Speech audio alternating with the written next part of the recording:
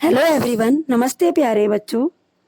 कक्षा 11वीं विषय लेखा शास्त्र चैप्टर अंतिम खाता, जिसके अंतर्गत हम जानेंगे कुछ प्रमुख समायोजन जो अंतिम खाते बनाने के पूर्व किए जाते हैं, निम्नानुसार हैं। अंतिम स्कंद समायोजन की मद है। यह ऐसा माल है जो व्यापारिक वर्ष के अंतिम दिन तक बिना बिका हुआ रह गया, अर्थात इसे व्यापारिक संपत्ति माना जाता है। इसका पहला लेखा व्यापार खाते के समाकलन पक्ष में किया जाता है एवं दूसरा लेखा चिट्ठे में संपत्ति पक्ष में किया जाता है। अदद व्यय व्यापारिक वर्ष से संबंधित व्यय किंतु किसी कारणवश भुगतान नहीं हो सका, ऐसा व्यय व्यापार का दायित्व माना जाएगा क्योंकि अभी इसका भुगतान नहीं हुआ है। इसे व्यापार या लाभ हानि खाते में संबंधित व्ययों में जोड़ देते हैं एवं दायित्व के रूप में इसे चिट्ठे में भी लिखा जाता है। पूर्वदत्त व्यय व्यापारिक वर्ष के बाद आने वाले वर्ष का व्यय जिसे अग्रिम भुगतान कर दिया गया है, इसे हम लाभ हानि खाता बनाते समय संबंधित व्यय से घटा देते हैं। चूंकि इसका भुगतान पूर्व ही कर दिया गया, अतः यह व्यापारिक संपत्ति के रूप में चिट्ठे के संपत्ति पक्ष में लिखा जाएगा।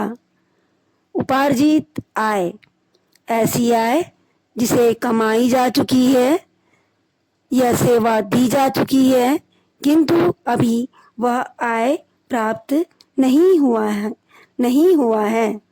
ऐसे आय को संपत्ति मानेंगे और चिट्ठे के संपत्ति पक्ष में लिखा जाएगा।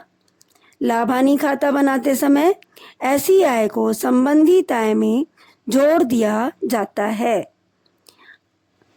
अनुपार्जित आय जिसे पूर्व प्राप्त किया जा चुका है किंतु अभी सेवा नहीं दी गई, ऐसे आय को दायित्व माना जाएगा। इसे चिट्ठे में दायित्व पक्ष में लिखा जाएगा एवं लाभ हानि खाता बनाते समय इसे संबंधित आय से घटा दिया जाता है। मूल्यह्रास यह संपत्ति पर लगाया गया ह्रास है जिसे हानि मानकर इसका लेखा लाभ हानि खाते के विकलन पक्ष में किया जाता है एवं चिट्ठे में इसे संबंधित संपत्ति से घटा दिया जाता है।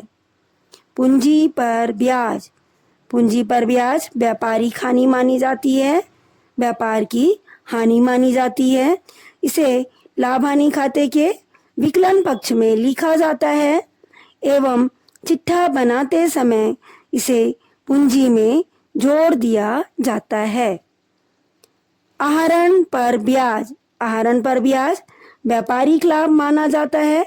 इसे लाभ हानि खाते के समाकलन पक्ष में लिखा जाता है एवं चिट्ठा बनाते समय इसे आहरण की राशि में जोड़ दिया जाता है।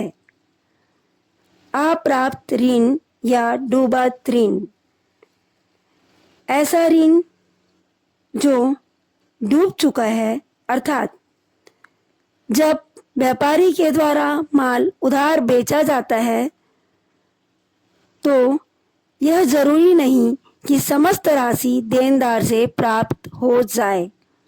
यदि उस ऋण का कुछ भाग डूब जाता है तो ऐसे ऋण को डूबत ऋण माना जाता है, जिसे व्यापारिक हानि के रूप में लाभ हानि खाते के विकलन पक्ष में लिखा जाएगा और चिट्ठे में इसे देनदार से घटा दिया जाएगा।